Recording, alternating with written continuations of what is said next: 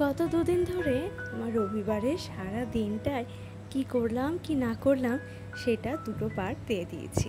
আজকে তার last part. আসলে এত বড় ভিডিও আর পুরোটা একসাথে দিইনি। সেদিন তো আপনাদের বলেইছিলাম ঘরের প্রত্যেকটা জিনিস মোটামুটি পরিষ্কার করা হয়ে গেছে। আজকে ড্রেসিং টেবিল আর মিটকেসটা পরিষ্কার করব। তো চলুন শুরু করা যাক আমার কাজকর্ম আর তার সাথে গল্প। নমস্কার, কেমন আছেন আপনারা সবাই? আশা করছি আপনারা খুব ভালো আছেন এবং সুস্থ আছেন। চলে এসেছি আবার একটি নতুন ভিডিও নিয়ে। কেমন লাগলো অবশ্যই জানাবেন। সারা সপ্তাহে কাজের সময় বলতে এই রবিবারটুকু, কারণ বাকি সপ্তাহের দিনগুলোতে এত ব্যস্ত থাকি আর সমস্ত কাজকর্ম করার পর বাড়ি ফিরে এসে আর মনে হয় না এসব ধুলো ঝাড়াঝাড়ি করি। তাই এই রবিবারটাকেই বেছে নিই। আর এই রবিবার সমস্ত কাজকর্ম করে স্নান খাওয়া করতে অনেকটাই লেট হয়ে যায়। তো যাকে প্রত্যেকদিনই তো তাড়াতাড়ি খেয়ে নিই, একটা দিন না হয় নিজের ঘরটার দিকে যত্ন নিই। আর যে ঘরটাকে থাকতে হবে সেই ঘরটা শুধু ইট পাথরের উপর থাকলে তো হবে না, সেটাকে ঘরের মতন করে রাখতে হবে, কি বলুন? প্রথম যখন শোকেস কিনতে গিয়েছিলাম তখন এই মিটকেসটা দেখে আমার ভীষণ পছন্দ হয়েছিল। বেশ ওপরটাতে শাটার দেওয়া আছে, মানে এই ধরুন কাপ প্লেটগুলো সাজিয়ে রাখা যাবে, কারণ সব কাপ প্লেট তো আমাদের বাইরে থাকে না, কিছু অতিথিদের জন্যও রেখে দেওয়া হয়। যখন হট করে অতিথি আসে, কোথায় কাপ প্লেট আছে খুঁজে বার করার থেকে এখানটাই সাজানো থাকলে হাতের নাগালের কাছেও থাকে, আবার তারপর দেখতেও কিন্তু বেশ সুন্দর লাগে।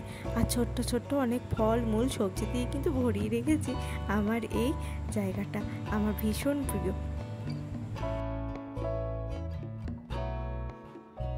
কাজের যেন আর শেষই হয় না। সমস্ত ঘরটর গুছানো হলো, কিন্তু ওদিকে গিয়ে দেখি রান্নাঘর এখনো চাকে তাই। চলো এবার রান্নাঘরটা পরিষ্কার করে নিই। অন্যান্য দিন রান্নাবান্না সেরে তারপরে এইসব গুছানো গুছিনির কাজ করি, কিন্তু আজ তো একদম ঘরে কেউ নেই। ঘরে আমি একা, ফাঁকা, কোনো দিকে কোনো পেস্টার নেই।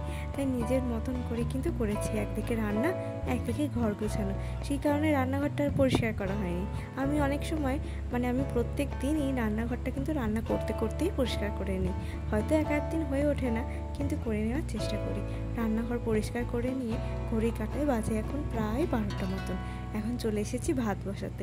এই সময় ভাতটা যদি করে নিই তাহলে খাবো যখন, তখন কিন্তু বেশ গরম থাকবে। আর তরকারি যাই থাকুক না কেন, গরম ভাতটা হলে কিন্তু তৃপ্তি করে খাওয়া হয়।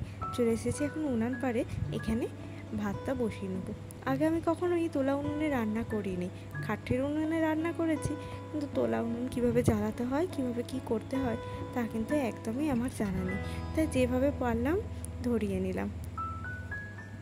আর তার উপর তো সেই সপ্তাহটাতে ভালোই বৃষ্টি হচ্ছিল, কাঠগুলো বেশিরভাগই ছিল ভিজে ভিজে, সেই কারণে খুবই অসুবিধা হচ্ছিল। তাই কয়েকটা প্লাস্টিক পড়েছিল, সেটাই দিয়ে দিলাম। এমনিতেই প্লাস্টিকগুলো চারদিকে গড়াগড়ি খাচ্ছিল, তাই ভাবলাম এই কাজেই লাগিয়ে ফেলি। উনুনটা যখন খুব ভালো মতন ধরে গিয়েছিল তারপরেই কিন্তু হাঁড়িটা বসিয়েছিলাম, নইলে যদি ভাতে আবার ধোঁয়া গন্ধ হয় তার জন্য।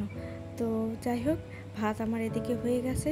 আর এই উনুনে ভাত করতে বেশি সময় একদমই লাগে না, যদি অবশ্য উনুন ঠিক মতন জ্বলে থাকে। আজকেও আমার ভাত করতে সময় লাগেনি। সব কিছু করার পর চলে গেছিলাম একদম স্নানে। আর ভালো লাগছিল না, গা বড্ড ইচপিচ করছিল। স্নানে যাবার আগে কিছুটা চিনি ভিজিয়ে রেখে গিয়েছিলাম, যাতে এসে খেতে পারি। প্রচণ্ড গরমে তো কষ্ট হচ্ছে, পুজো করে এই শরবত খেয়ে নিলাম। আজ আর পাখা অফ করে আমি ভয়েস ওভার দিতে পারলাম না, হয়তো একটা শব্দ হতে পারে, তার জন্য একটু ক্ষমা করে দেবেন। আপনাদের ভালো লাগলে প্লিজ একটা লাইক করে দেবেন, আর প্লিজ আমার এই ছোট্ট চ্যানেলটার পাশে থাকবেন।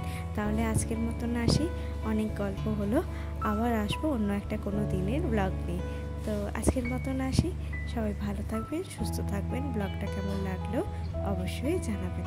সবাইকে অনেক অনেক ভালোবাসা। টাটা।